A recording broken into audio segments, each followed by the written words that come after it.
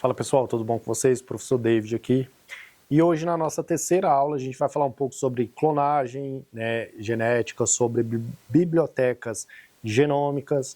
Então, quando a gente fala de clonagem, é basicamente o que a gente falou um pouco na aula passada.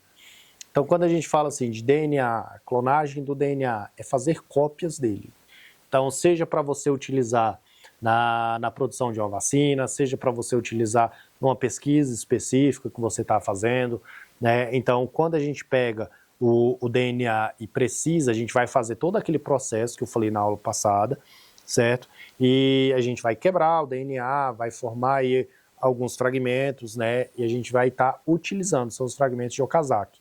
Esses fragmentos de Okazaki aí você pode estar utilizando ele para fazer a sua pesquisa específica aí, certo? Nisso aí, o que a gente quando a gente pega um vetor, se eu quero, por exemplo, trabalhar com cópias do DNA, eu preciso colocar esse DNA específico em um organismo em que ele consiga se multiplicar de forma rápida, e que eu não perca tanto tempo para obter essas cópias.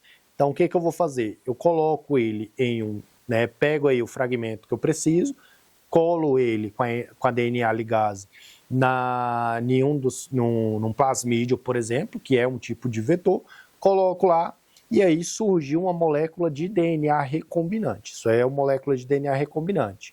Quando eu pego esse DNA recombinante que eu colei lá no plasmídio, coloco lá na bactéria e ela vai fazendo essa multiplicação, essa transformação aí, vai justamente por conta disso. Ela se dá por conta dessa multiplicação celular que vai fazer com que o DNA ele vai sendo copiado, e tudo isso aí a gente vai estar utilizando, depois para o que a gente precisa.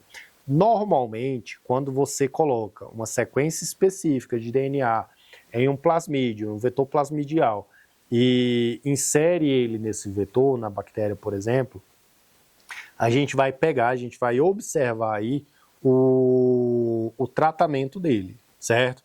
Mas assim, como é que a gente sabe qual é a sequência de DNA que a gente precisa e a sequência de um plasmídio, por exemplo? Normalmente, essas sequências de DNA, elas são marcadas, elas serão marcadas aí, e aí você consegue estar trabalhando com ela, depois dessa identificação que a gente fez, certo? Você marca a sequência que você quer. Normalmente esses fragmentos de Okazaki aí, você tem uma sequência específica, que vai ser ali de 5 linhas, 3 linhas. Então, por que eu falo 5 linhas, 3 linhas? O que é esses 5 linhas, 3 linhas? Nada mais é do que a sequência, que a gente fala é o sentido da vida. O sentido da vida vai ser 5 linhas, 3 linhas, porque é a forma com que o DNA ele é copiado. Então, ele vai ser copiado nessa sequência, 5 linhas, 3 linhas. Nunca 3 linhas, 5 linhas, certo? Quando ele precisar ser copiado, então já que DNA é uma fita dupla, então você tem uma sequência 5 linhas, 3 linhas, e a outra vai ser 3 linhas, 5 linhas. Por quê? Porque ele vai ser o inverso. Então, se eu tenho aqui, quando a gente observa o DNA, ele vai ter as bases, as bases nitrogenadas lá, adenina, timina, guanina e citosina, certo? Então, se eu tenho guanina, ela vai se ligar à citosina. Então, você tem essa sequência. Então, se aqui vai 5 linhas, 3 linhas, a de cima vai ser o inverso, 3 linhas, 5 linhas. Então, se eu preciso copiar esse DNA, essa fita aqui, ela será copiada no mesmo sentido, ela vai ser copiada de forma contínua. À medida com que esse DNA for abrindo, esses fragmentos de Okazaki serão copiados, esses fragmentos, eles serão copiados, do sentido 5 linhas, que está aberto aqui, até o 3 linhas. Então, vamos supor, sequência de DNA abriu, aqui 5 linhas, 3 linhas, essa sequência aqui vai ser 3 linhas, 5 linhas. Como é que ele vai ser copiado? Vai ser copiado sempre daqui para cá. Então vai ser da sequência 5 linhas, 3 linhas, certo? Então ele vai sendo copiado aos poucos e depois ele vai ser colado, certo? Os fragmentos aí serão colados.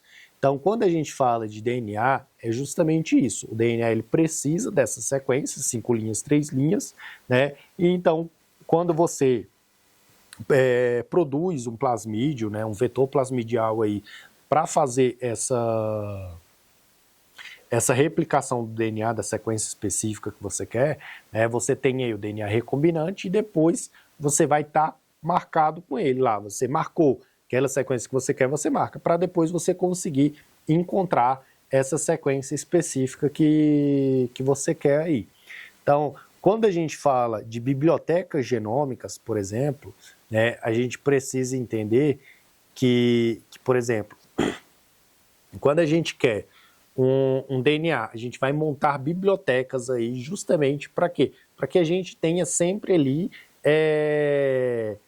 esses exemplares mesmos. Então, se a gente precisa de um vetor específico, a gente já tem ali na biblioteca, né? Então a gente tem diversas bibliotecas genômicas aí espalhadas pelo mundo, a gente tem aí diversos fatores aí que a gente tem de doenças, a gente tem de micro-organismos patogênicos aí, a gente tem da Covid, da varíola, da rubéola, do sarampo, tudo isso aí a gente já tem, né, essas bibliotecas genômicas, porque se a gente precisar, a gente vai estar utilizando elas. Agora, no caso de eu precisar observar uma biblioteca genômica aí, né, eu preciso depois, né, eu vou observar, aliás, eu vou trabalhar de uma forma específica.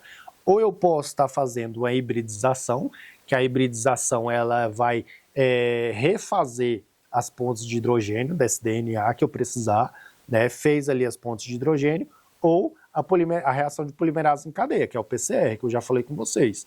Então, quando eu quero trabalhar com DNA, faço essa amplificação na PCR aí, tranquilo, certo? Então, isso é uma das formas que a gente tem para trabalhar com o DNA, né, e trabalhar também com as bibliotecas genômicas. A gente vai guardando exemplares ali justamente para quando precisar a gente não ter que produzir ainda outros vetores, certo? Então a gente falou hoje, né, a gente abordou um pouco mais aí o assunto da clonagem do DNA, das cópias de DNA, dos fragmentos aí que a gente vai ter, dos vetores que a gente tem, né, da produção de vetores, o que é um DNA recombinante, que é você colar um DNA de uma espécie específica em um plasmídio para produzir aí, você fez essa combinação e à medida com que uma bactéria, ela vai se multiplicando, ela vai fazendo cópias desse DNA recombinante e aí você tem, né, você consegue trabalhar aí com tranquilidade com esse material, certo? Essa foi a nossa aula, espero vocês no próximo bloco e até mais.